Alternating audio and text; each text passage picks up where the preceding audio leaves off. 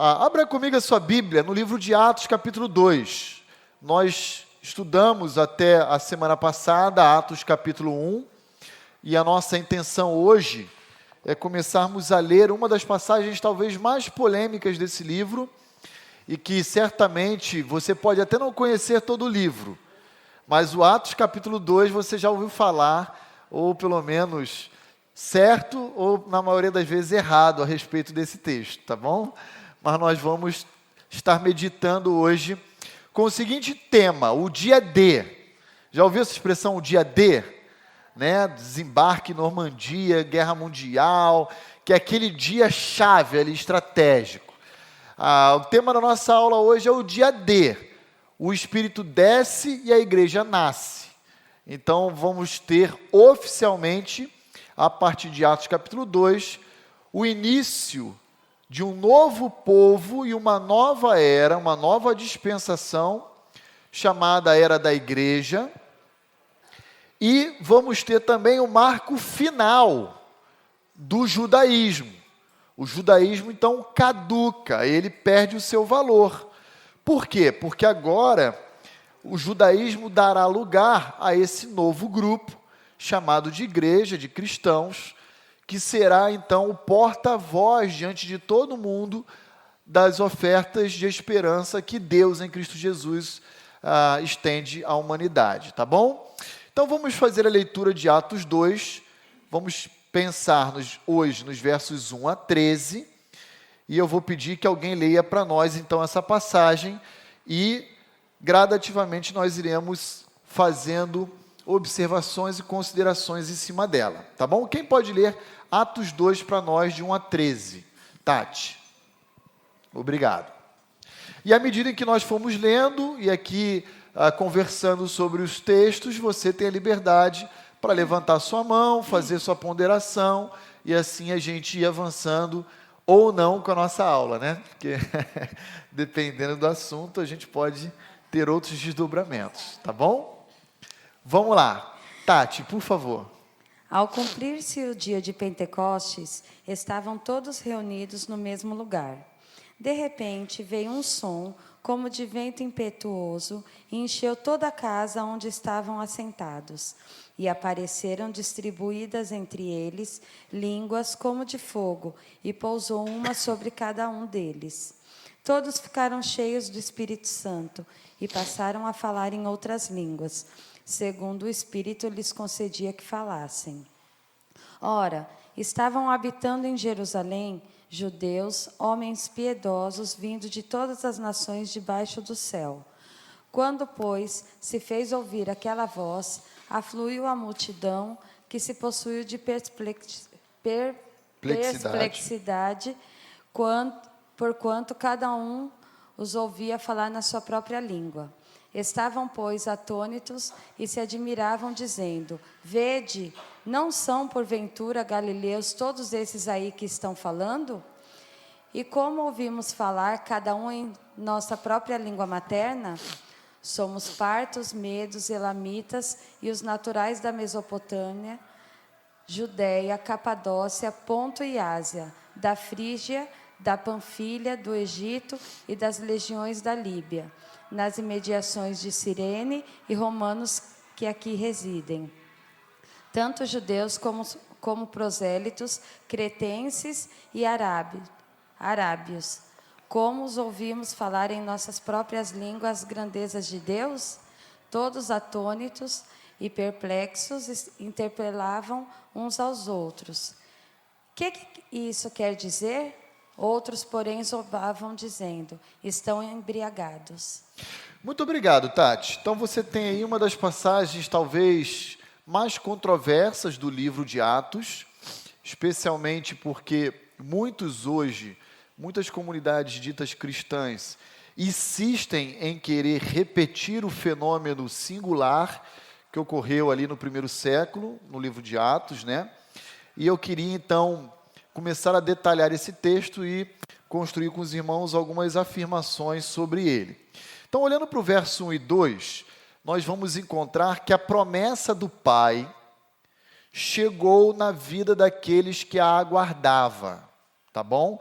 Lembra lá de Atos 1, olha, vocês não devem se ausentar de Jerusalém até que a promessa do Pai chegue até vós, seja dada a vocês. E o que é a promessa do Pai?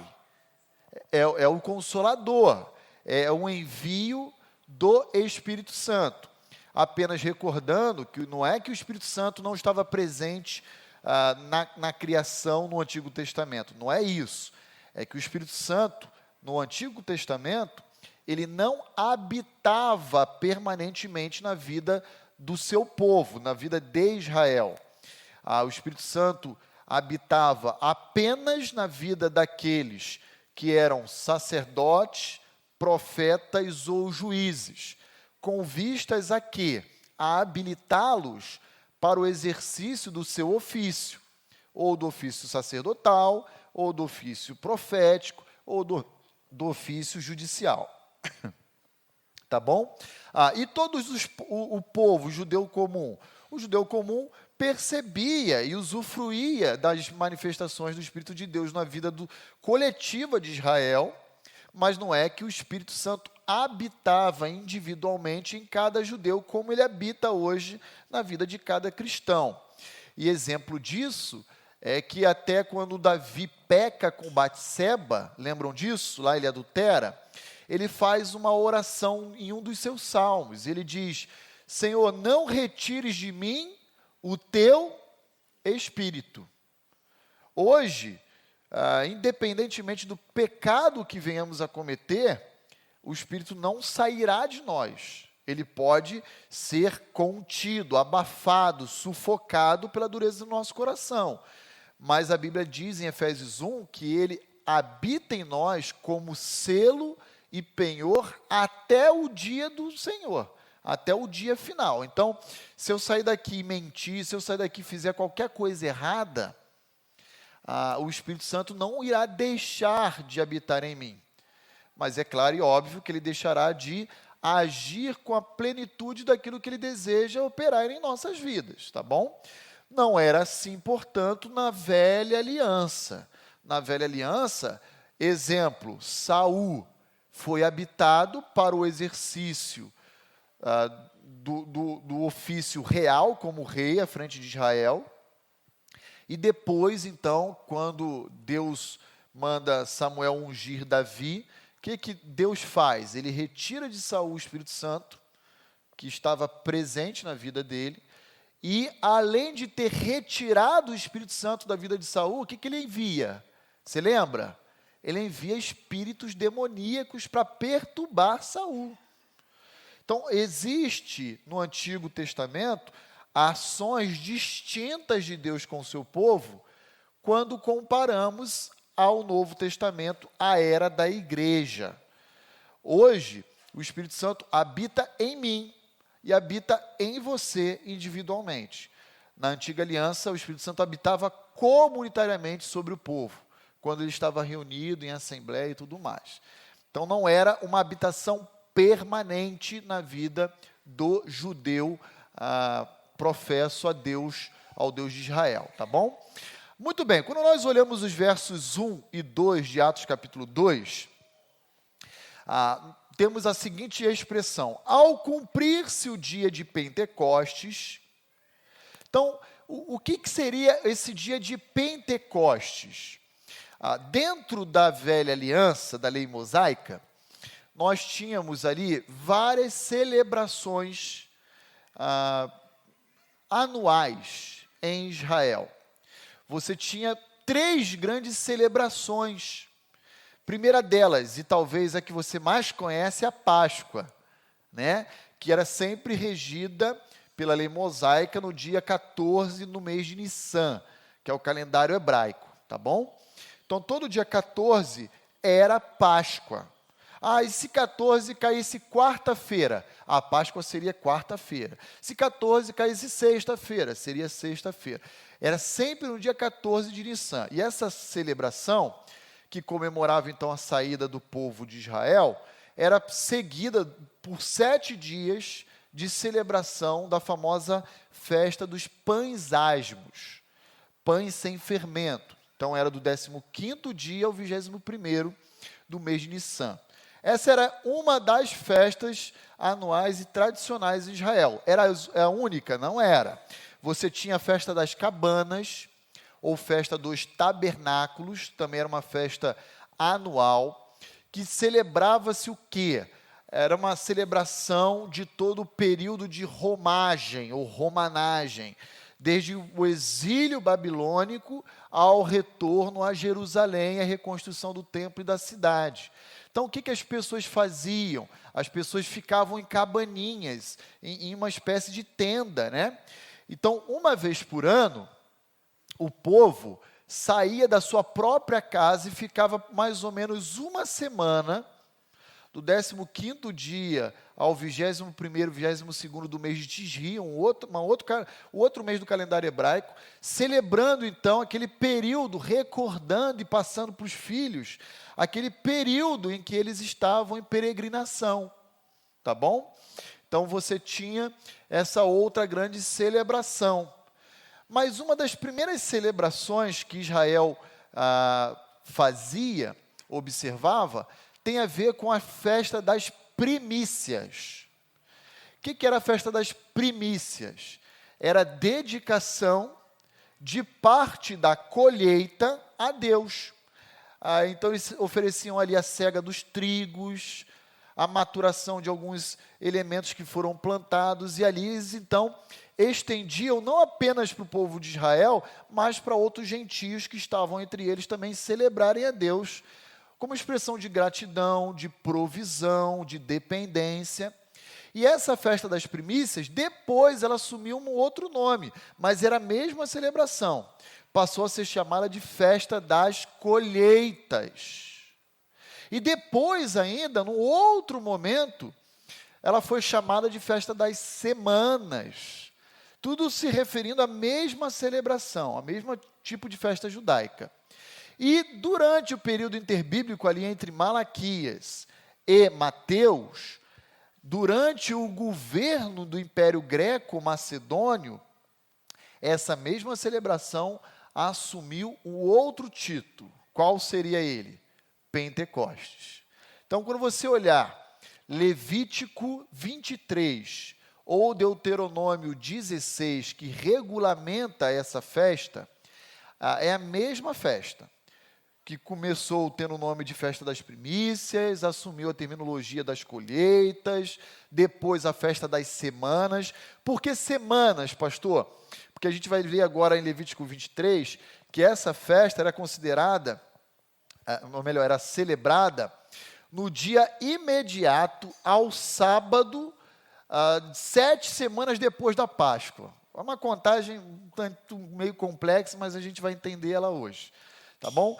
Que durante a língua grega, durante o reinado do Império Greco-Macedônio, então vai assumir a expressão festa do Pentecoste. Porque o que é a expressão penta? 5. Então, Pentecoste seriam 50 dias. A ideia seria essa, tá bom? Então, abra comigo sua Bíblia em Levítico capítulo 23. Você tem dos versos 15 a 21 de Levítico 23.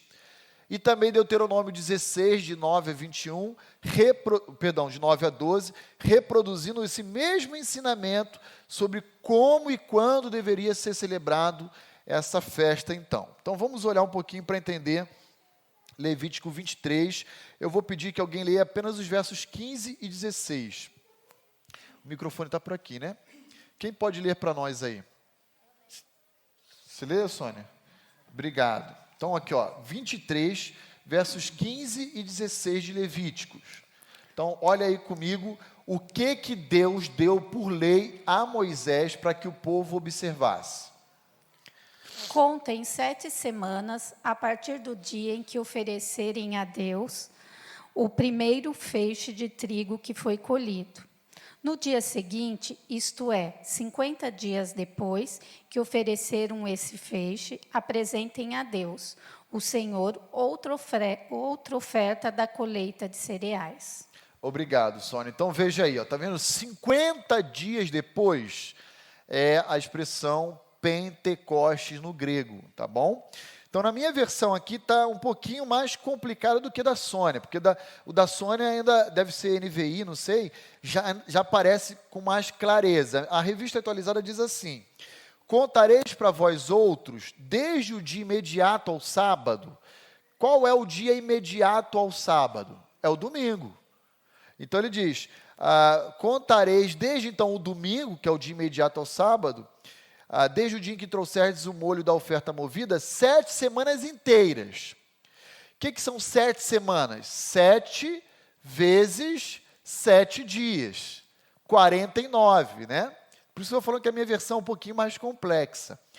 E aí depois ele diz, até o dia imediato ao 7º sábado, que é o domingo seguinte ao 49º. Então, dá os 50 dias, tá bom? Então, a ideia é 50 dias. Então, o que nós temos acontecendo em Atos 2, verso 1? Aquela promessa do Pai, que Jesus tinha dito aos seus discípulos, aos primeiros discípulos, ela veio a se cumprir em qual data? Basicamente, 50 dias depois da Páscoa. Resumidamente, tá bom? 50 dias ali, depois, então, da semana pascal em Israel.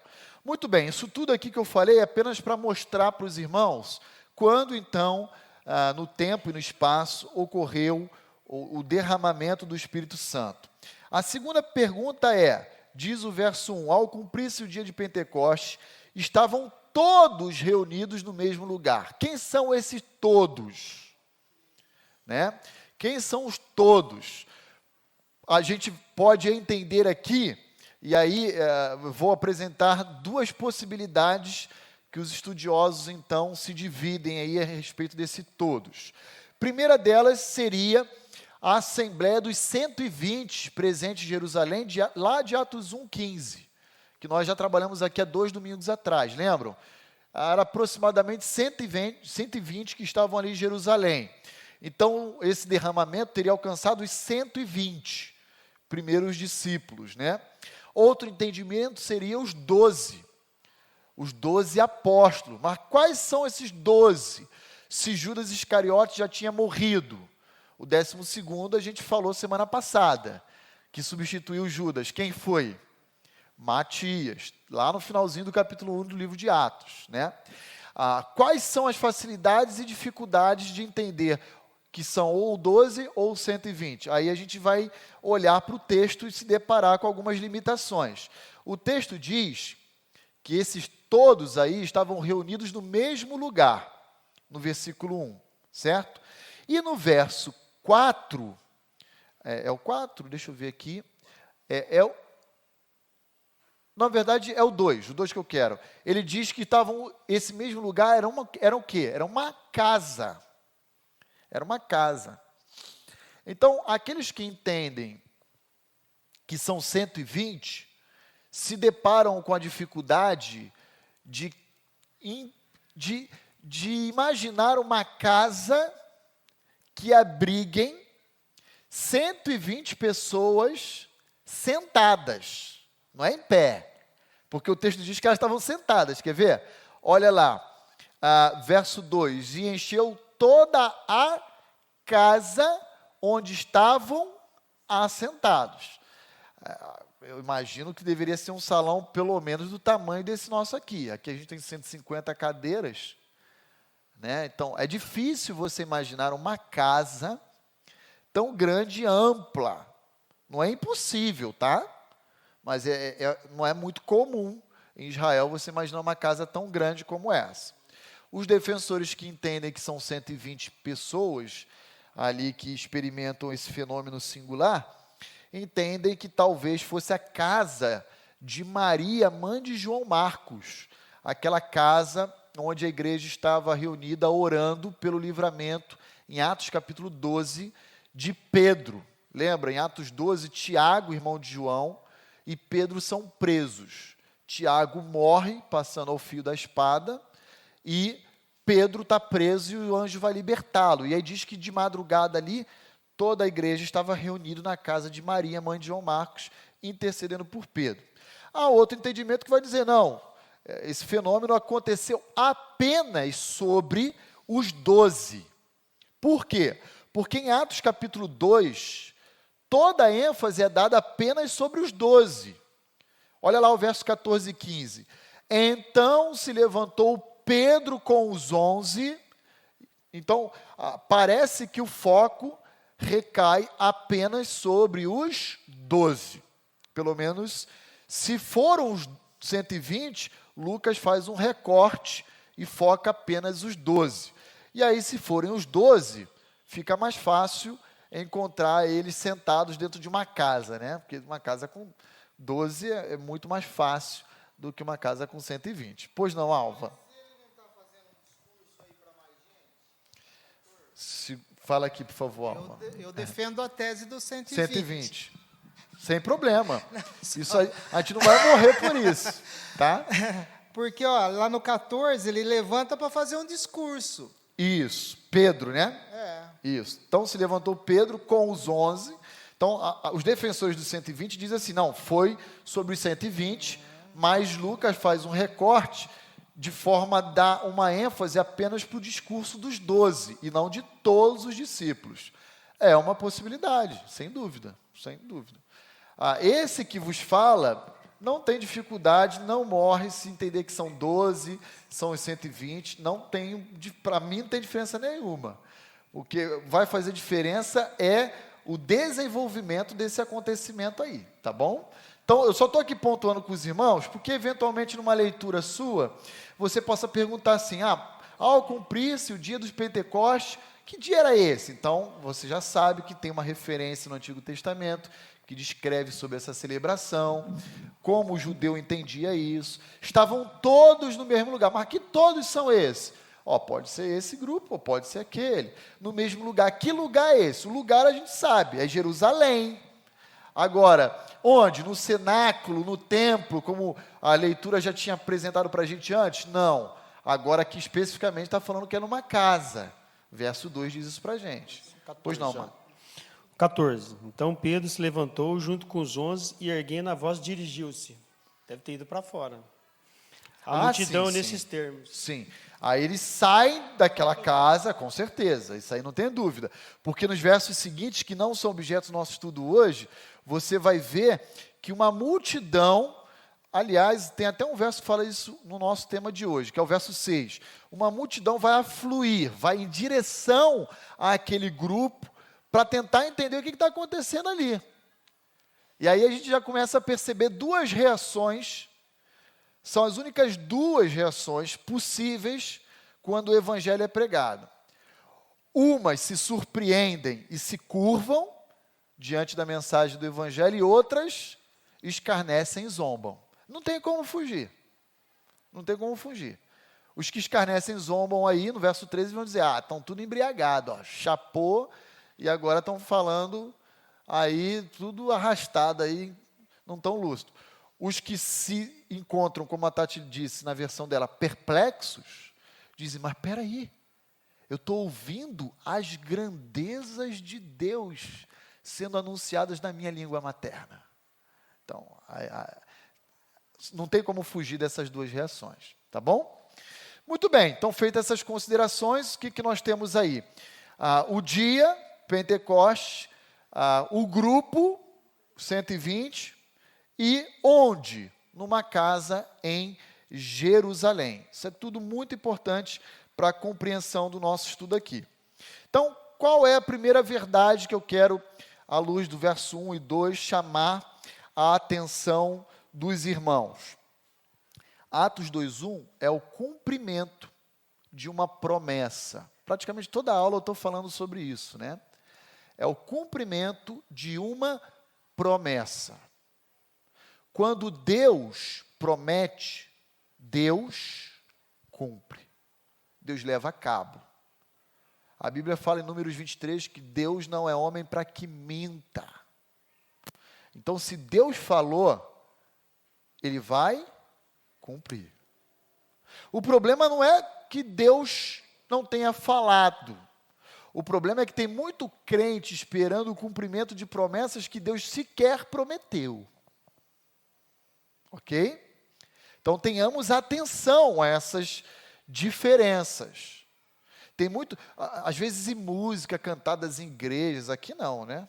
Graças a Deus por isso. Mas tem músicas que a letra remete a congregação a esperar pelo cumprimento de uma promessa de vitória na sua vida, que Deus sequer assumiu de compromisso com o seu povo.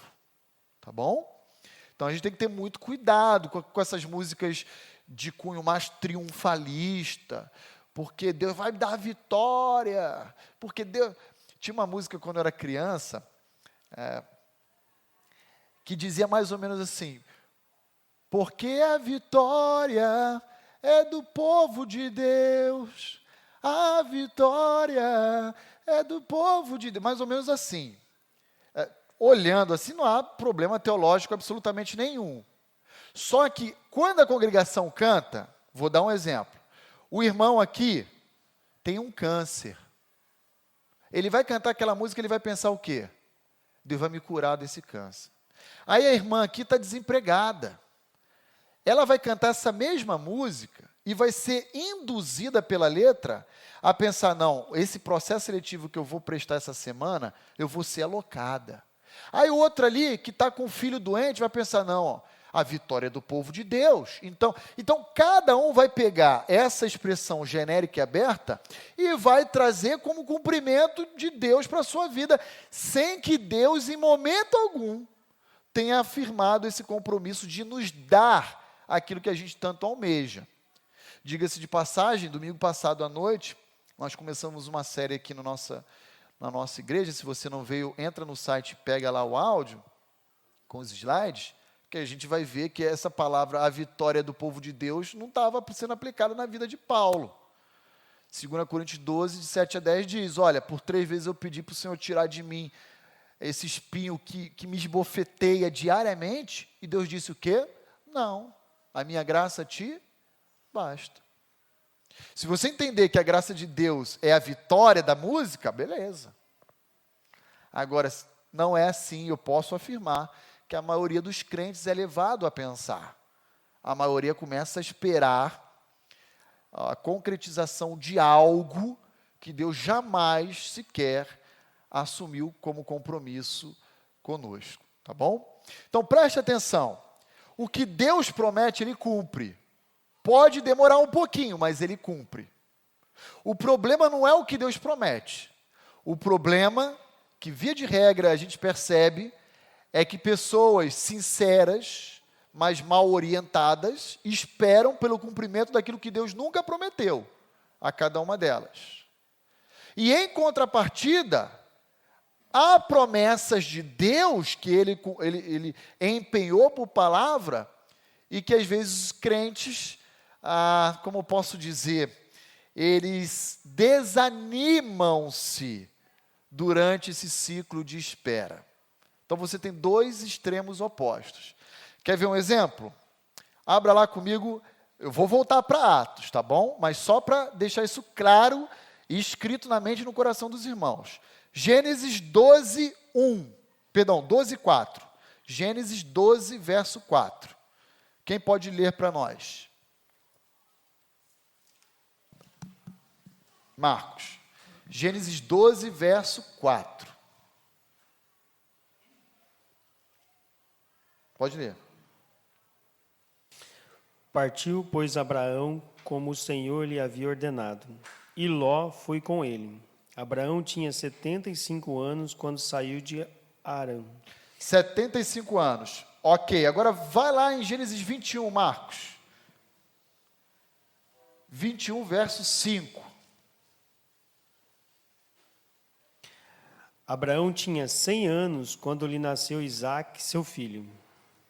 E Sara disse, Deus me deu motivo de riso, e todo aquele que ouvir isso vai rir comigo. Segura então, veja, quando Abraão sai com seu sobrinho Ló, vai para uma terra, e ele tinha recebido a promessa da parte de Deus, de que ele seria pai de uma grande nação, quantos anos em Gênesis 12 Abraão tinha?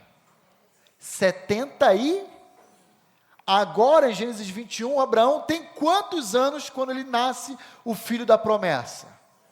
Quantos anos, portanto, se passou? 25 anos. Mas Deus cumpriu a promessa que ele tinha empenhado, emitido? Cumpriu. Tudo bem que aos 86, eu nem vou ler essa passagem, Abraão tenta dar uma forcinha para Deus. E ele tem relações com a sua concubina, Agar, e dá luz a quem? Ismael. Mas não era esse o filho que Deus havia prometido a Abraão. Ele prometeu que se teria com a própria esposa. Então, irmãos, se de um lado tem crente, preste atenção, e a gente vai passar para Atos 2 em diante, tá? Se de um lado tem crente esperando o cumprimento de uma promessa que Deus nunca assumiu, de outro lado tem crente que está desanimando e desistindo do cumprimento da promessa de que Deus assumiu. Está claro isso aí? E a gente simplesmente tem que o quê? Obedecer e esperar. Obedecer e esperar. Obedecer e esperar. Aquela turma recebeu a promessa do Pai em Jerusalém, por quê? Porque obedeceu e esperou. Lembra de Jesus em Atos 1? Antes dele ser assunto aos céus, permaneça em Jerusalém. E depois, saia para a Judéia, Samaria, até os confins da terra. Se aquela turma não tivesse em Jerusalém, eles teriam experimentado? Então, primeiro ponto é o quê? A obediência. Eu preciso obedecer. E o segundo? Aguardar, esperar. Pois bem, já estou uma semana que Cristo foi assunto aos céus, ainda nada. E aí, Pedro, o que você acha? Eu não acho nada, acho que a gente tem que esperar. Deve ter sido o teor da conversa ali, naqueles dias que antecedeu o derramamento, né? E aí, nada de surpreendente aconteceu até o momento, já passou uma semana, vamos aguardar, permaneçam, fiquem com a palavra de Cristo. Se ele disse, ele vai cumprir. Aí, olha que interessante, agora a gente volta para Atos 2. Quando eles não estavam sequer esperando, acontece o cumprimento da promessa. Pastor, mas por que você está falando quando eles sequer não estavam esperando? Porque diz o verso 2, de repente, não foi algo planejado, foi algo repentino, que os surpreendeu. E aí diz assim, de repente veio do céu um som, como de um vento impetuoso, e encheu toda a casa onde estavam assentados. E agora então, dos versos 2 a 4 de Atos 2, nós iremos perceber as evidências sobre a manifestação do Espírito Santo na vida da igreja que se inicia, tá bom? Então, de repente veio do céu um som, como de um vento impetuoso, e encheu toda a casa onde estavam assentados. Primeiro detalhe, que muitos lendo de forma superficial e ingênua, fazem afirmações equivocadas sobre esse verso. A casa não foi tomada por uma ventania. A casa foi preenchida por um som, como de um vento impetuoso. Porque tem gente, às vezes, até animação, desenho, sabe? Você entra no YouTube, aí tem a janela aberta, começa cortina voando. Não tem vento na casa. O que tem na casa? Som. Mas muitos leem e falam, a casa não foi preenchida de vento. Não, foi preenchida pelo som. E aí o verso 3, e apareceram distribuída entre eles línguas. Aqui a palavrinha língua, deixa só eu consultar aqui para eu não falar nada de errado para os irmãos. aqui Atos 2. Ó, línguas aqui, eu já vi essa semana, mas eu preciso só confirmar. É a expressão grega glossa, de onde vem glossolalia, que é um compêndio idiomático.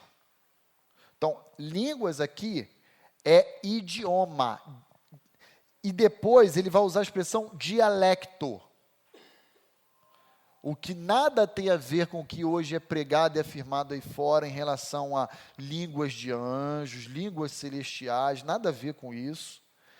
E aí ele aproxima essa língua, esse idioma que recai ou que pousa sobre cada um deles com uma figura muito interessante, a do fogo. E a gente já falou aqui anteriormente, até por causa de Atos 1, que o fogo na Bíblia sempre está ligado a dois sentidos. O principal tem a ver com juízo, ok? E há um outro sentido que tem a ver com purificação. Lembra, 1 Coríntios 3, Paulo vai dizer que o fogo vai trazer à tona, aquilo que é palha vai queimar e o que é ouro vai permanecer limpo, purificado. Então, sempre tem a ver com o juízo de Deus ou com purificação, tá bom? Então, esse tipo de língua, idioma que é colocado na boca desse grupo inicial, é um idioma que, de alguma forma, vai separar a sua audiência em dois grupos. O grupo que será purificado e o grupo que será julgado. Não tem para onde fugir. Fogo não é sinônimo de espiritualidade. Não é. Na Bíblia não é. Se você achar algum texto em qualquer passagem, você me ensina porque eu preciso aprender. Fogo sempre está ligado a juízo ou purificação. Tá bom? Todos ficaram cheios do Espírito Santo e passaram a falar em outras línguas. E agora, deixa eu abrir aqui de novo, só para garantir o que eu estou afirmando para vocês. Verso 4, glossa, de novo, tá bom? Então, cada um passa a falar em outros idiomas, segundo o Espírito lhe concedia que falasse. Então, o que nós temos aqui como evidências? Temos dois sinais aparentes e visíveis, que é um sinal auditivo, e temos um sinal visual. Auditivo, som, visual, um idioma que está sendo aproximado. Foi? Opa! Por que... tá, por causa da bandeirinha, né? Não percebi isso. Ok, deixa eu passar.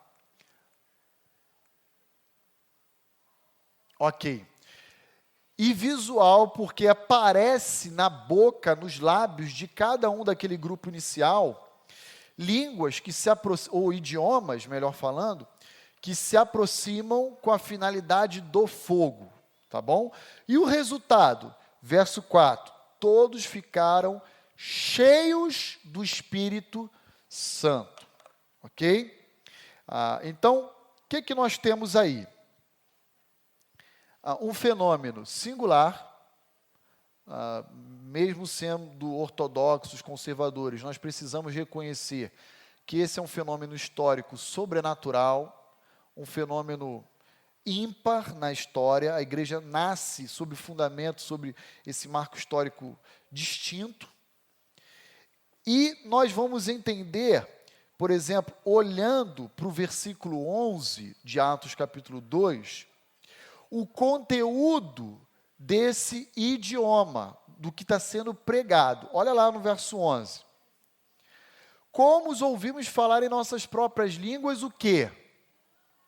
As grandezas de Deus.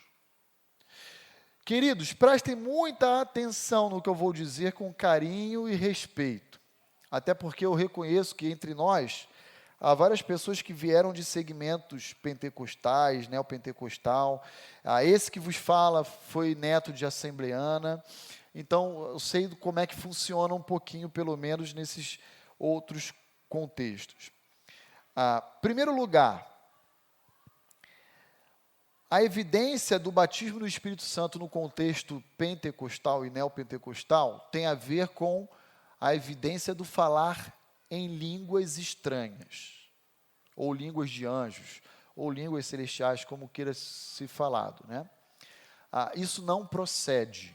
A Bíblia não tem, em qualquer passagem, exceto em 1 Coríntios capítulo 13, a possibilidade de que o homem tenha percebido, ouvido ou conversado com anjos em um idioma celestial. Por que eu falo em 1 Coríntios 13? Porque em 1 Coríntios 13, nós temos um relato de Paulo mencionando uma figura de linguagem chamada hipérbole, que é um exagero, algo inexequível. Paulo vai dizer assim: ainda que eu fale, não quer dizer que ele consegue, ou qualquer ser humano é capaz de realizar aquelas coisas.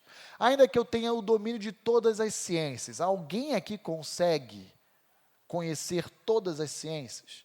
A física, a matemática, a química, os idiomas, o direito, a área médica, é impossível. Paulo vai colocar tudo num conjunto de situações impossíveis de acontecer aos olhos humanos. Ele vai dizer, ainda que tudo isso fosse possível, sem amor, não teria validade. Aí ele fala assim, apenas ali, ainda que eu falasse a língua dos anjos, pressupondo que os anjos pudessem ter um idioma próprio deles e desconhecido dos homens. Paulo não está dizendo que os anjos tenham um idioma próprio deles e desconhecido dos homens. É totalmente diferente isso. Até porque, na história da redenção de Gênesis e Apocalipse, todo o relato de anjos com os homens se deu na língua humana. Por exemplo, quando o anjo Gabriel foi falar com Maria, foi falar com José, em sonho, foi falar com Zacarias e Isabel de João Batista, foi lutar com Jacó lá no vale, foi para Daniel, todas as manifestações de anjos com os homens se deu no idioma humano, ou foi no hebraico, ou foi no grego, ou foi no aramaico, nenhum deles foi num idioma celestial. Então, tem que ter cuidado, porque esse é um dos quesitos que acontece hoje aí fora, tá bom? Um dos quesitos principais é, você tem que falar línguas estranhas, não tem que falar coisa nenhuma, línguas estranhas, língua dos anjos. Perceba que o fenômeno que acontece, olha aí comigo em Atos 2, é um fenômeno que se dá na capacitação de falar um idioma desconhecido daquele que o fala, mas existente na humanidade. Olha lá comigo, quer ver? Verso 4. E passaram a falar em outros idiomas, segundo o Espírito lhes concedia que falassem. Então veja, olha a reação do grupo, verso 7. Não são, porventura, galileus todos esses aí que estão falando? Por que eles estão perplexos? Porque Galileu era a parcela mais simples e pobre da Palestina. Era a comunidade de pescadores. Era o pessoalzinho com a renda per capita mais baixa. Eu vou dar um exemplo para vocês aqui no Brasil. Seria, numa analogia, talvez um sertanejo. Uma comunidade ribeirinha lá em Manaus, ali. Aquele pessoal que vive, assim, pessoas simples, que vivem do que planta, sabe? Que mal sabe falar o português, porque nunca teve oportunidade de instrução. Essa turma está olhando para aqueles e dizendo, como é que eles estão falando em diferentes idiomas que para nós são dialetos maternos? Olha lá o versículo 11. Como os ouvimos falar em nossas próprias línguas, O milagre não está naquele que ouve. O milagre está naquele que fala. Porque aquele que ouve compreende, porque é a língua materna dele. Verso 8. Cada um em nossa própria língua materna. Como ouvimos os galileus que desconhecem esses idiomas falar na nossa própria língua materna? É como se nessa assembleia aqui, chega aí, Paulinho, como se nessa assembleia aqui de 100 pessoas, mais ou menos, tem aqui no auditório, um falasse mandarim, o outro alemão, o outro austríaco, o outro inglês, italiano, francês, português, espanhol. Em outras palavras, idiomas humanos. E, de repente, passa uma multidão ali de gente de diferentes etnias. E cada um deles fala, como é que essa turma toda sabe falar nossos idiomas?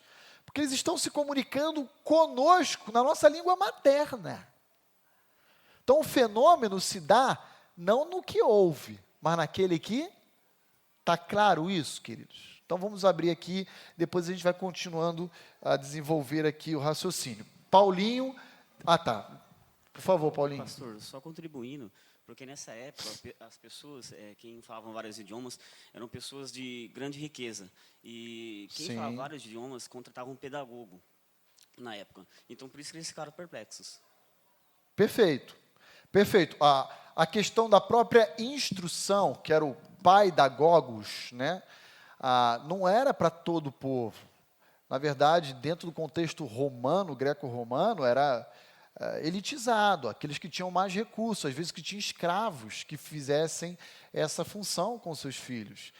E aí isso surpreende, porque eles estão falando, poxa, essa turma simples, que mal sabe falar aí o aramaico, está falando quais idiomas? Olha aí comigo, versos 8 a 11. E como ouvimos falar cada um em nossa própria língua materna? Pois somos partos, medos, elamitas, também tem um grupo natural da Mesopotâmia, tem um grupo da própria Judéia, tem um grupo natural da Capadócia, de Ponto, Ásia, da Frígia, da Panfilha, do Egito, lá das regiões da Líbia, das imediações de Cirene. Temos romanos entre nós que aqui residem, tanto judeus como prosélitos. O que são os prosélitos? São gentios de diferentes etnias que se converteram ao Deus de Israel e por isso se circuncidaram e se submetem à lei mosaica. Não por obrigação étnica, mas por uma obrigação religiosa, tá bom? Como cretenses e arábios. Tem só judeu ali? Não. Diga-se de passagem, a igreja que Paulo se dirige ao escrever sua carta aos romanos, surge, sabe quando? Em Atos 2. Não teve viagem missionária que foi até Roma e Paulo plantou uma igreja. Pedro não foi até Roma e plantou uma igreja. Sabe como que surge a igreja de Roma? Que Paulo escreve uma carta? Surge por causa desses romanos aí do verso 11, que, ouvindo falar em sua própria língua as grandezas de Deus, provavelmente o latim, eles se convertem ali em Jerusalém e voltam à sua cidade de origem, em Roma, e lá falam, poxa, mas você também se converteu? Então a gente precisa começar uma igreja aqui, poxa. Porque a gente estava junto lá, ouvimos a pregação de Pedro, e a gente precisa desenvolver a comunhão e crescer aqui juntos em Roma. Nós seremos a primeira igreja de Roma. E aí o que Paulo faz? Paulo faz assim, como não teve nenhum apóstolo entre vocês aí, plantando, eu vou deixar para vocês um tratado teológico. E a carta aos Romanos é o maior tratado teológico de todo o Novo Testamento. Ele vai abarcar todas as logias que você imaginar, bibliologia, soteriologia, eclesiologia, tudo que você imaginar, escatologia, está lá. Paulo vai escrever a carta aos Romanos para subsidiar aquela igreja que nasce com a pregação de Pedro em Atos 2, dando a ela um fundamento apostólico para que ela cresça. Então, vejam, não eram apenas judeus, embora em Atos capítulo 2 diz, qual o verso aqui, judeus 5, ora estavam habitando em Jerusalém, judeus, homens piedosos, vindos de todas as nações debaixo do céu, mas não tinham apenas judeus, também tinham cretenses, arábios, prosélitos, entre outros. Ok? Marcos.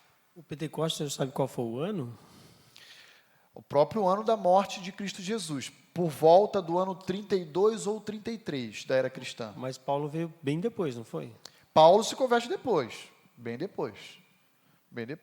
Mas aqui não estou falando de Paulo ainda. Paulo só vai entrar no livro de Atos a partir de capítulo 11 para frente. 11, 12 ali para frente. Até o capítulo 11 é Pedro que é o protagonista da história.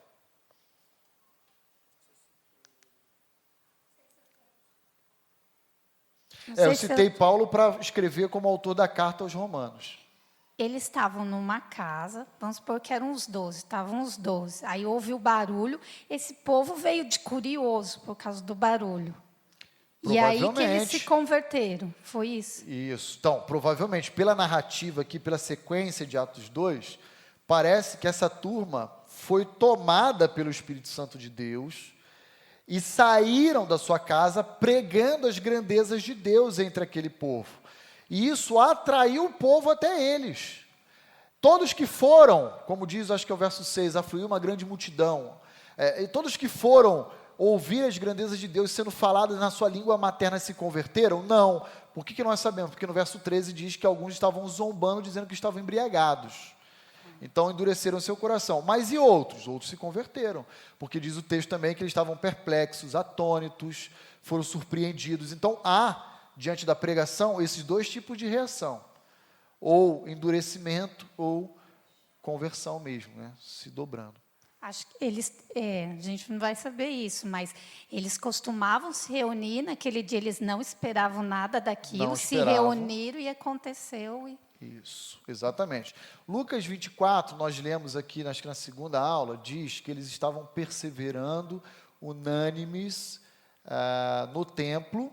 Depois, em Atos 1, diz que eles estavam perseverando, unânimes em oração no cenáculo.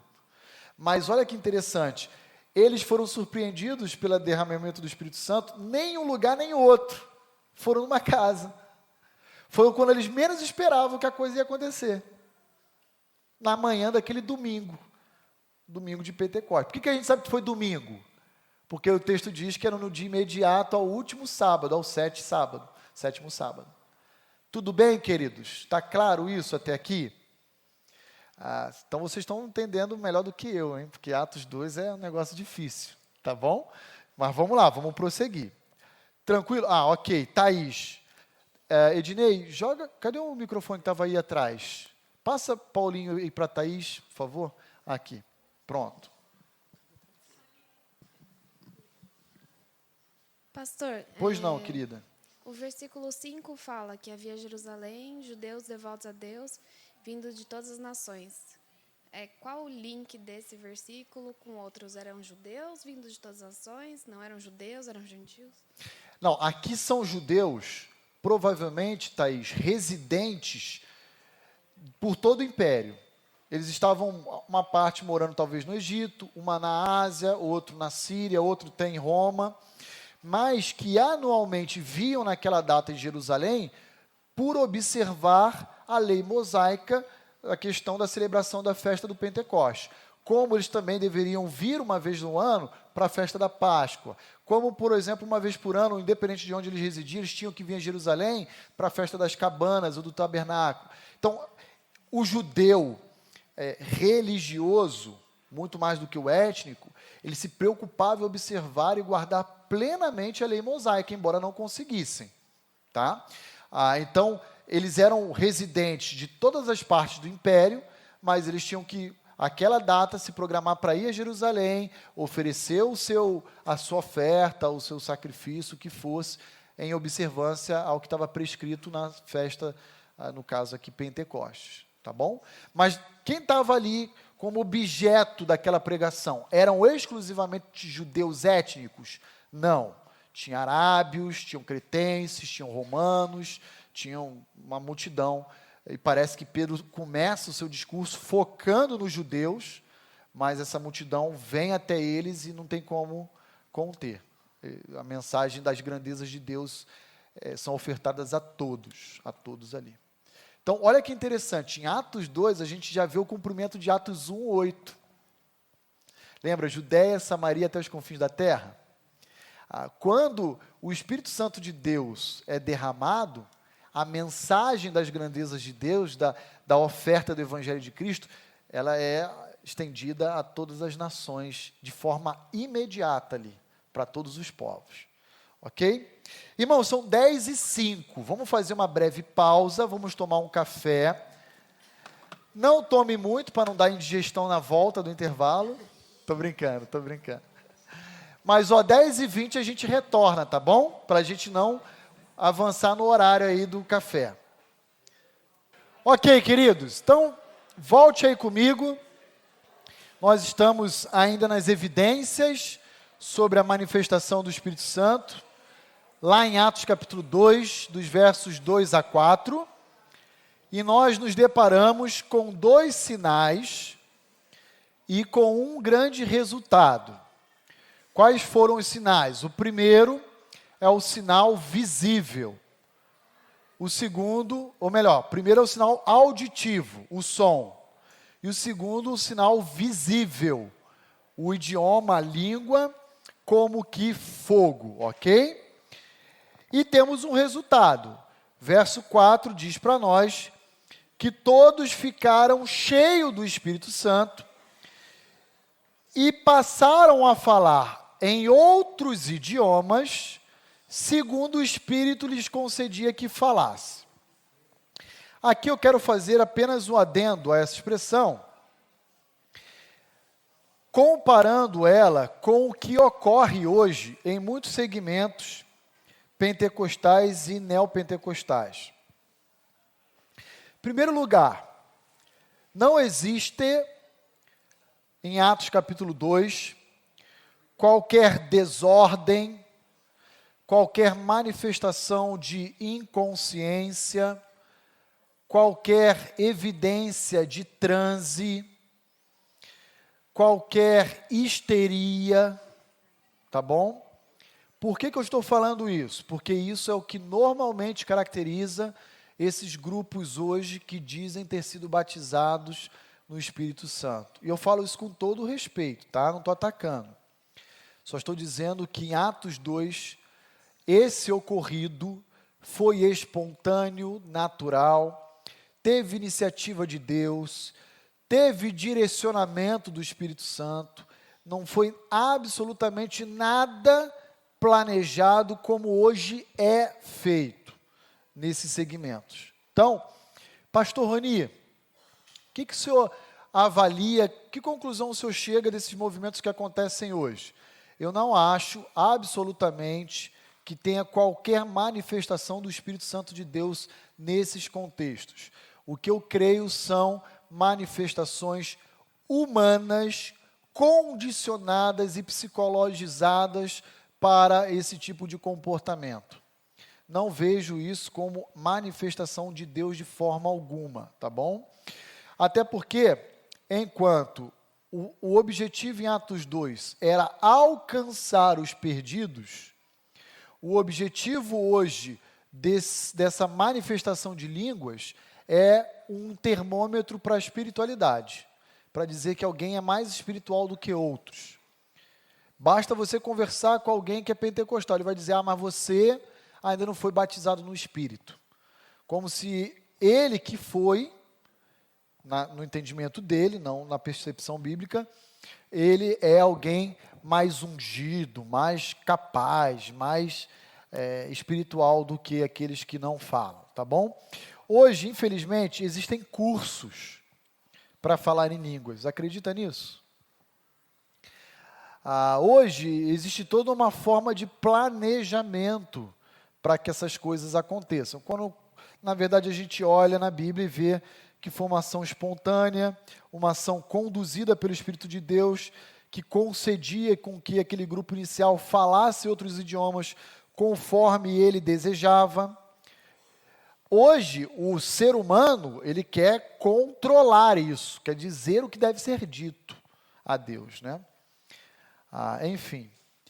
Hoje, todo crente, deixa eu pegar, cadê o microfone? Tá por aí? Todo cristão, ele já é batizado no Espírito Santo, tá bom, gente? Porque ele já tem a presença, eu peguei aqui, a presença do Espírito Santo em sua vida. E não tem esse lance de segunda obra da graça, de falar em línguas estranhas, nada disso. A Bíblia não sustenta isso, tá bom? Pois não, o... Luiz. Tá alto aqui. Ô, pastor, é um assunto muito grave isso, essa questão de línguas, porque, que nem, nós somos novos, assim, evangélicos novos, né? Certo. E já teve pessoas, uma colega aqui da Luciene, uma professora, que falou que se sua igreja não fala em línguas, ela não é reconhecida. Você tem que mudar de igreja, porque só a igreja verdadeira é que fala em línguas. É tão difícil de entender isso daí. Então vamos lá. Abra comigo sua Bíblia em Efésios capítulo 1. Abra aí comigo. Você. Verso 13 e 14. Já vou abrir para você também, Marcos. Quem pode ler para a gente Efésios 1, 13 e 14?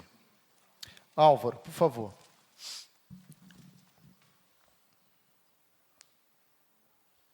Em quem também vós, depois de que ouvistes a palavra da verdade, o evangelho da vossa salvação, tendo nele também crido, fostes selados com o Espírito Santo da promessa, o qual é o penhor da nossa herança, até o resgate da sua propriedade, em louvor da sua glória. Então, segura essa passagem aí. Olha aqui que Paulo está dizendo.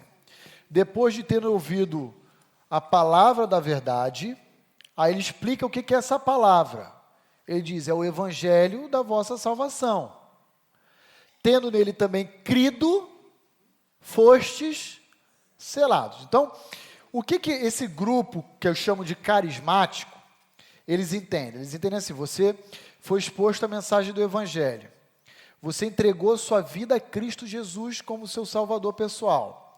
Então, você foi salvo. Mas você tem agora a presença do Espírito Santo em sua vida, habitando em você? Ainda não, dizem o grupo carismático.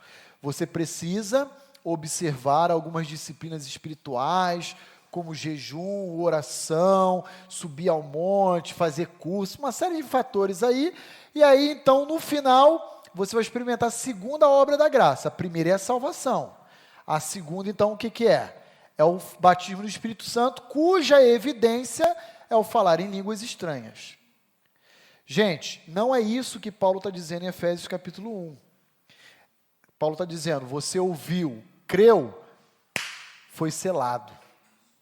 Você já passa a ser habitado pelo Espírito de Deus, e esse Espírito que é dado a você é uma espécie de penhor, um selo de garantia, até o dia final, o dia em que nós iremos comparecer diante do tribunal de Cristo.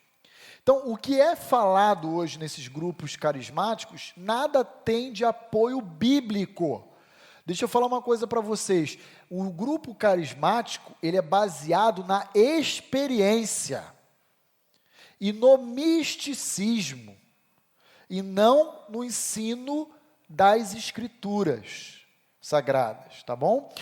Se você for conversar com esse grupo, o único texto que ele vai te falar sobre língua de anjos é 1 Coríntios 13. E aí você tem que ensinar essa pessoa que ali não tem qualquer possibilidade de existir, porque está numa sequência de impossibilidades que Paulo está descrevendo para nós. E aí se falar, mas eu falo a língua dos anjos, você fala assim, qual foi a língua que o anjo falou com Maria? Qual foi a língua que o anjo falou com José? Qual foi a língua que o anjo falou com Zacarias e Isabel? Foi a língua dos homens. Então, assim, é uma prática hoje presente nesses grupos muito mais com um cunho experimental do que teológico ou bíblico. É muito mais a experiência. Eu tive uma sensação, eu acho que o Espírito está dizendo, e eu quero dizer uma coisa a vocês. Há aqui entre nós pessoas que estão muito preocupadas com amigos ou familiares que estão doentes. Quem não tem? Tem gente aqui em nosso meio, você que está pedindo a Deus por uma porta de emprego. Eis que te digo, essa semana o Senhor há de abrir as janelas do céu.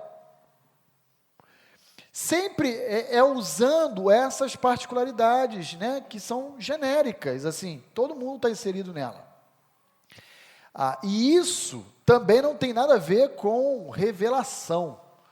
Isso tem a ver, na Bíblia, com o pecado de feitiçaria, porque no Antigo Testamento isso é tratado como vidência, e aí é muito sério, Agora, eu fiz essa observação de Efésios 1 para dizer que todo crente que já entendeu a mensagem do Evangelho e creu, ele já é habitado pelo Espírito Santo. Agora, vai comigo rapidinho, em 1 Coríntios capítulo 14. Deixa eu abrir com você lá. 1 Coríntios capítulo 14. E olha comigo os versos 20 ao 25. Agora, em relação ao dom de língua, ou seja, a capacidade que Deus dá por meio do seu Santo Espírito ao indivíduo que desconhece um determinado idioma, de falar esse idioma fluente, para que as pessoas que não conhecem a Cristo sejam alcançadas pelo seu Evangelho, pelas grandezas de Deus lá de Atos 2. Olha só, orientação de Paulo àquela igreja que tinha todos os dons, mas que competiam entre si, que disputavam para se promover. Verso 20. Irmãos, não sejais meninos no juízo. Na malícia, sim, sede crianças. Quanto ao juízo, sede homens amadurecidos. Na lei está escrito, e aí ele vai citar aí o texto de Isaías 28. Falarei a este povo por homens de outras línguas e por lábios de outros povos, e nem assim me ouvirão, diz o Senhor. Então, o fenômeno de Atos 2, bem como a prática do dom presente na igreja de Corinto, já era, em alguma medida, prevista por Deus desde o profeta Isaías. Porque aqui Paulo, inspirado pelo Espírito, está dizendo, isso que está acontecendo entre vocês é o que Isaías já havia citado. Que Deus iria levantar homens de outros idiomas para pregar o Evangelho a outras etnias, e ainda assim, povos iriam endurecer seu coração. Verso 22. De sorte que, agora presta atenção, agora vem a finalidade do dom de língua. De sorte que as línguas constituem um sinal, não para os crentes, mas para quem? Para o incrédulo. A capacidade que o Espírito Santo deve dar ao homem de falar um idioma que lhe é desconhecido, deve ser com a finalidade de alcançar. Alcançar quem? Aqueles que são de outras etnias e estão próximos a nós. Levando as grandezas de Deus de Atos 2. Levando o Evangelho de Cristo que Paulo tanto ensina. Então, o que a igreja, o movimento carismático de hoje faz? Ele usa a língua como sinal para ímpios. Ele usa exatamente o avesso, como um sinal de espiritualidade para os crentes. E para o ímpio? Ele nem dá trela para a língua, para o ímpio. Ele não está nem aí para o ímpio, com relação à língua. Ele usa a língua angelical ou celestial ou estranha para quê? Para dizer, eu sou melhor que você, eu tenho mais intimidade com Deus. E olha só, acaba por aí o ensino? Paulo diz não. Mas a profecia, ela não é para os incrédulos, e sim para os que creem. O que é profecia? O que é profeta? O exercício profético? É trazer uma revelação de Deus, que hoje a gente já tem toda ela registrada na palavra dele, as Sagradas Escrituras, aos ouvidos dos crentes. Deixa eu lembrar a Igreja Batista Vida Nova, o que Deus fala sobre esse assunto. E que é isso? Isso é exercício de uma profecia, de profetizar. De você trazer a vontade de Deus ao conhecimento e à luz dos crentes. Paulo está dizendo assim, o idioma é para os de fora, e as doutrinas são para os de dentro. A ideia é essa. Está claro isso, queridos? Olha lá de novo, verso 22. De sorte que as línguas constituem um sinal não para os crentes, mas para os incrédulos. Mas a profecia não é para os incrédulos, e sim para os que creem. Verso 23. Se, pois, toda a igreja se reunir no mesmo lugar, e todos se puserem a falar em outras línguas, no caso de entrarem indoutos ou incrédulos, não dirão porventura que estás loucos? Eu vou dizer para vocês, Paulo poderia ter colocado até aqui, ó, se entrar até mesmo crente numa comunidade dessa, também não vai se sentir como um louco? Eu já fui em igrejas assim, e falei, nossa, estou até me sentindo mal aqui. E cai, e se estribucha, e gruda na parede, e vira o Homem-Aranha, e dizendo que é unção. Ok? Então, isso é problemático. Cadê o microfone? Tá, aqui, ok. Já chega aí, meu irmão, deixa o Marcos. Já respondeu? Ok, então já vou chegar aqui nele, depois alguém aqui de trás também levantou, eu acho. Bom Pois dia. não, Renato? Então, Bom dia. eu também já tive... Eu comecei no protestantismo, e hoje eu tenho metade da minha vida no protestantismo, metade na batista, né? Tá. No início eu tinha, assim... como é que eu vou dizer? Muito conflito no início, né? Quando eu cheguei dentro da Igreja Batista. Certo. E com o tempo o próprio Espírito Santo vai te dando a direção, a visão do que é o Evangelho, né? E a gente vai caminhando. E se a gente pegar dentro do protestantismo, os pentecostais e os neopentecostais, se a gente for falar de falar em línguas, isso é minha visão, tá? Ok. A gente vai ver que realmente tá errado, porque até se fosse para alguns estarem falando em línguas, não vou questionar, é um dom do Espírito Santo. Então, ele dá a cada um o dom que ele quer dar. Certo. E se ele dá para 3, 4 da igreja o dom de falar em língua e não desce para os demais, o dom é dele. Então, eu acho que isso daí realmente é um secar gelo. Até dentro do meio pentecostal. Do meio pentecostal. Sim. Porque o Espírito Santo dá o dom a quem ele quiser, quando ele quiser. E se ele cismar que não vai dar o dom de falar em língua para metade da igreja, mas vai estar dando os outros dons, e tem que se executar o dom que ele te deu, que é a vontade dele para a sua vida, né? Sim.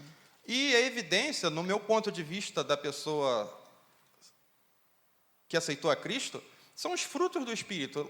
Mansidão, benignidade e toda uma outra quantidade de frutos que é muito mais difícil de pessoa exercer no dia a dia do que falar em língua. Porque falar em língua o cara pode dizer que fala, mas resistir o perturbado no trânsito, resistir aquele que persegue dentro da empresa, amar o filho que está sendo rebelde, isso é fruto do Espírito, né? Você matou a minha aula, Renato, porque o resultado é esse, perfeito. Sua consideração foi perfeita, porque o resultado de Atos 2, verso 4 é o quê?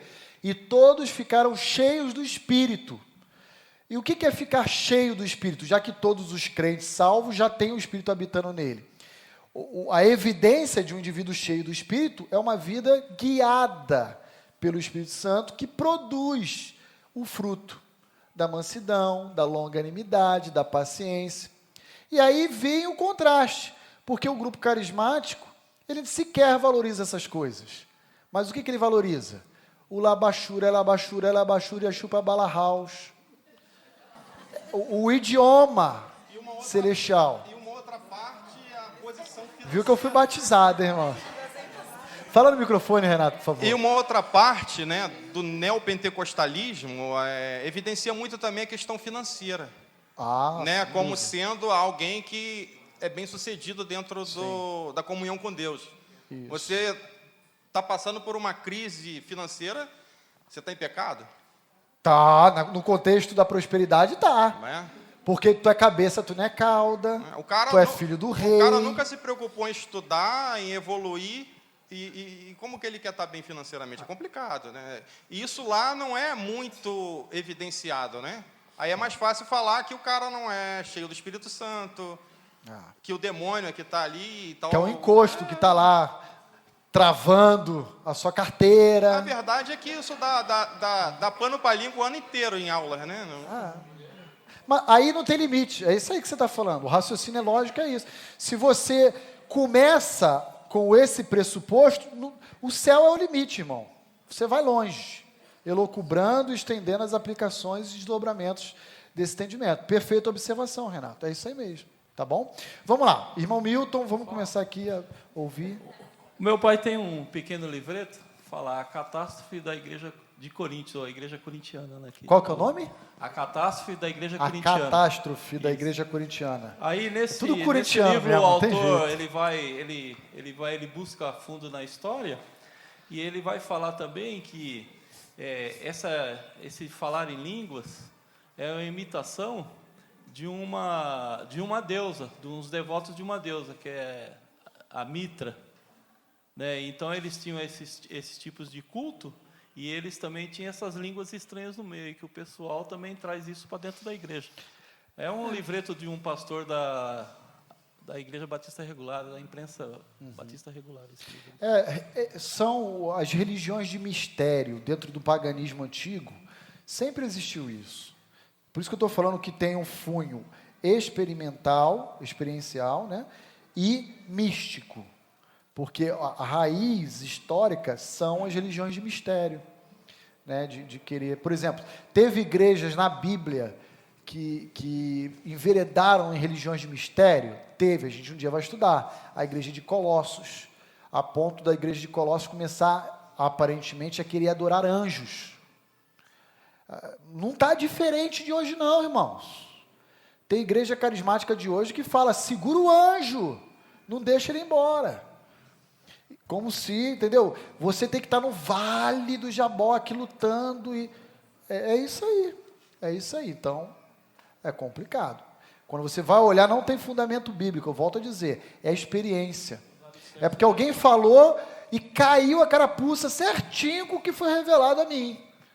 Ou porque alguém falou e eu tive a oportunidade de ter a confirmação e aí vai longe, Os alicerces é paganismo.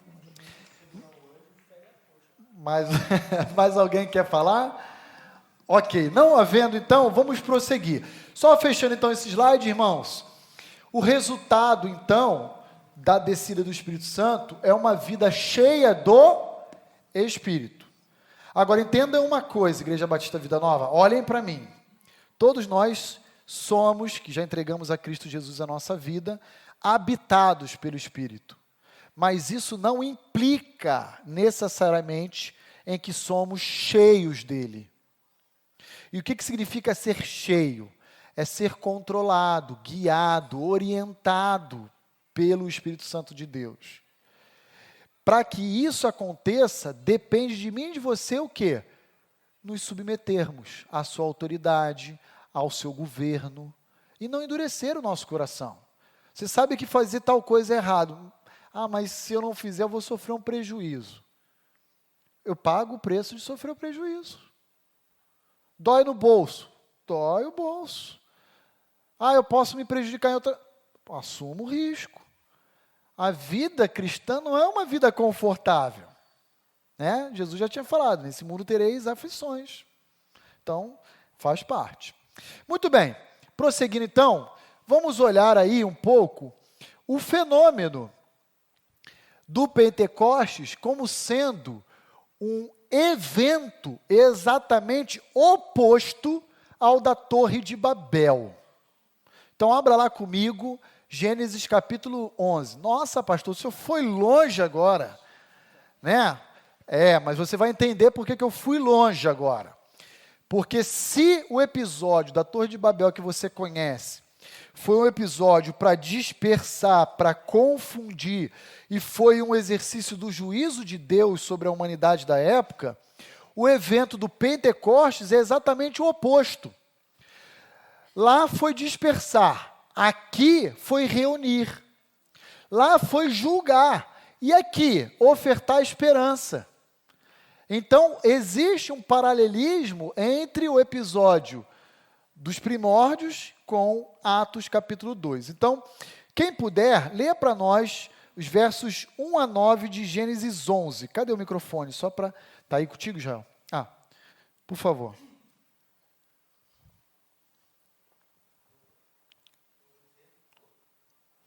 Houve um tempo em que todos os habitantes do mundo falavam a mesma língua e usavam as mesmas palavras.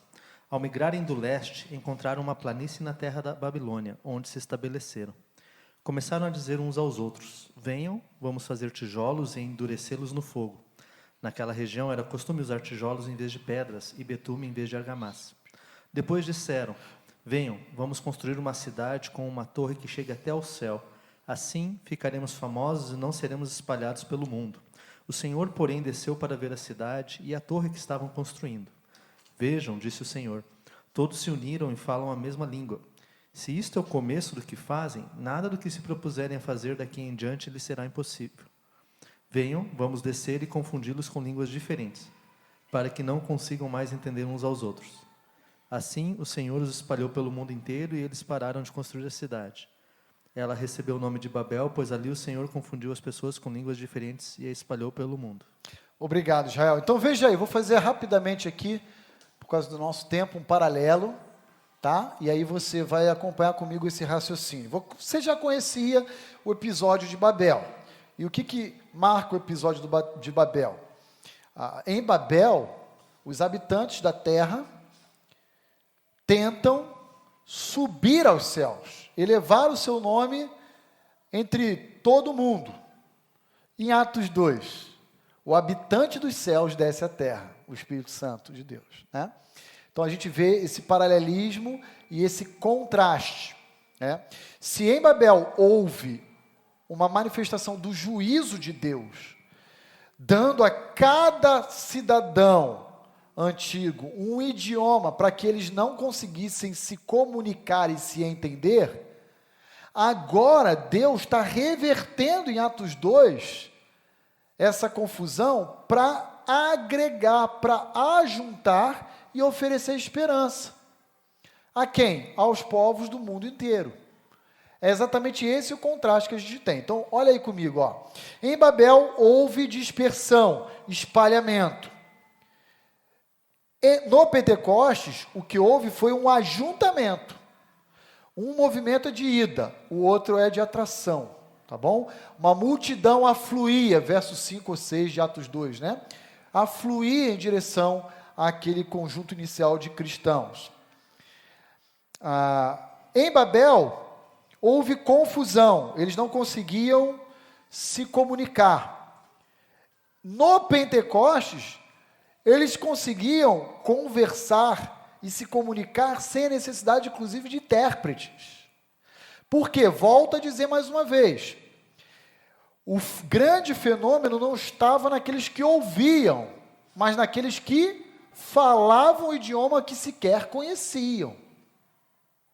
É isso que o texto de Atos 2 está dizendo para a gente. Eles passaram a falar em outros idiomas. Como, pois, sendo varões galileus, os ouvimos falar na nossa língua materna? O fenômeno não está em quem ouve, o fenômeno está em quem fala. Fala um idioma desconhecido até então por eles. Em Babel, houve rebeldia. E a aplicação de diferentes idiomas àquele povo foi manifestação do juízo de Deus contra a autossuficiência da humanidade da época. Em Pentecostes, nós temos a evidência de obediência. Por quê? Porque os discípulos aguardaram a promessa do Pai pacientemente, e com isso a distribuição de idiomas desconhecidos daqueles que falavam foram veículos de salvação para toda a humanidade. Em Babel, a vaidade e o orgulho foram combatidos por Deus, enquanto em Pentecostes, na verdade, o que foi exaltado, diferente de Babel, que era a vaidade humana, o orgulho, né, o status, foi a glória de Deus. O que foi promovido foi a glória de Deus. Então a gente vê esse paralelo acontecendo, né? Então, parece, porque Babel é Gênesis 11, 12 começa uma nova era, que é a era com Abraão, o patriarca de Israel. Agora, Atos 2 começa também inaugurando um outro momento da época e da história, que é o período da igreja. Então, a gente vê esse paralelo acontecendo aí dentro da administração dos propósitos de Deus, ok? Por último, então, por causa do nosso horário, eu quero honrar o nosso horário certinho, eu quero também lembrar os irmãos que missões, inclusive hoje à noite, nós iremos realizar a abertura da nossa campanha de missões mundiais. Missões têm a sua realização com a ação do Espírito Santo de Deus, sempre e totalmente. Nenhum de nós conseguiremos testemunhar ou pregar o Evangelho da salvação a parte da ação do Espírito Santo de Deus, porque é Ele quem nos habilita, é Ele quem nos capacita, é Ele que nos equipa, nos dá todas as ferramentas que nós precisamos, tá bom? Então, temos aí que a pregação, que vai ser objeto da semana que vem de Pedro, vai gerar 2 grupos distintos, tá? Aqueles que vão obedecer a mensagem que está sendo anunciada para eles, que vão se curvar, vão se submeter ao senhorio de Cristo, e aqueles que vão endurecer no seu coração, escarnecer, zombar, desprezar. E até os dias de hoje é assim.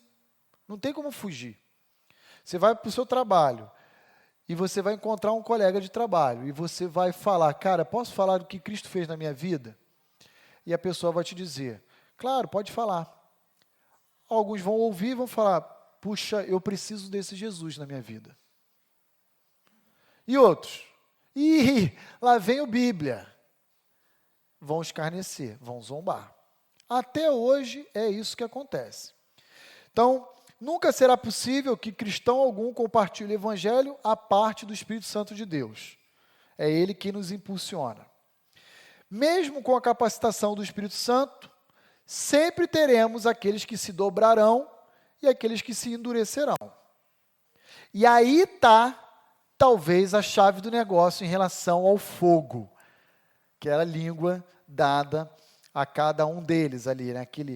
A língua como de fogo. Porque a pregação que vai sair da boca de um crente, ou ela vai produzir, pode escrever isso, ou ela vai produzir juízo, ou ela vai produzir salvação, que é purificação. Não tem meio termo. Dá para ficar em cima do muro? Não dá. Eu vou pensar nisso que ele me falou e eu vou... Está endurecendo. Não tem jeito. Está endurecendo. Quem sabe eu vou curtir minha vida, eu já ouvi isso. Eu vou aproveitar ela do jeito que eu gosto e no final eu entrego minha vida a Jesus. Eu já ouvi isso, talvez alguém já tenha ouvido isso também. Endureceu. Para essas pessoas, é fogo sinônimo de juízo. E para aqueles que você falou e a pessoa falou, poxa, eu quero esse Jesus para a minha vida. É de purificação, é de salvação. Então, por isso que o Espírito Santo bota na boca, pousa sobre a cabeça de cada um dos seus discípulos ali, um idioma como que o fogo. Por quê? O que vai sair da boca daquelas pessoas, ou vai levá-las a julgamentos, ou vão levá-las à salvação. Amém, queridos? E dos nossos lábios, o que tem saído? Se é que tem saído. Tem saído? Tem saído? Temos pregado?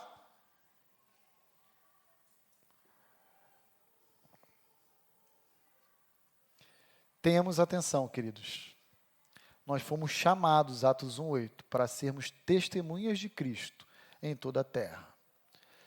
Não pense que eu vou ajudar dando uma oferta financeira para a campanha de missões, vou adotar um missionário, eu estou fazendo a minha parte. Deus não está interessado no seu dinheiro. Ele usa o seu dinheiro para a glória dele, mas Ele está interessado na sua obediência. É diferente.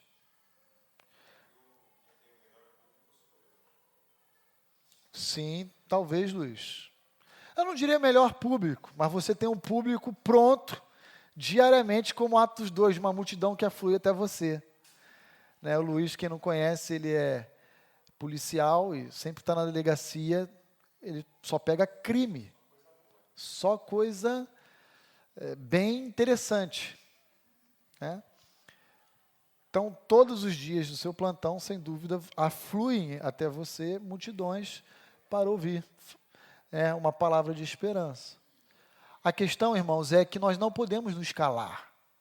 Nós temos que pregar. Pare com a vergonha.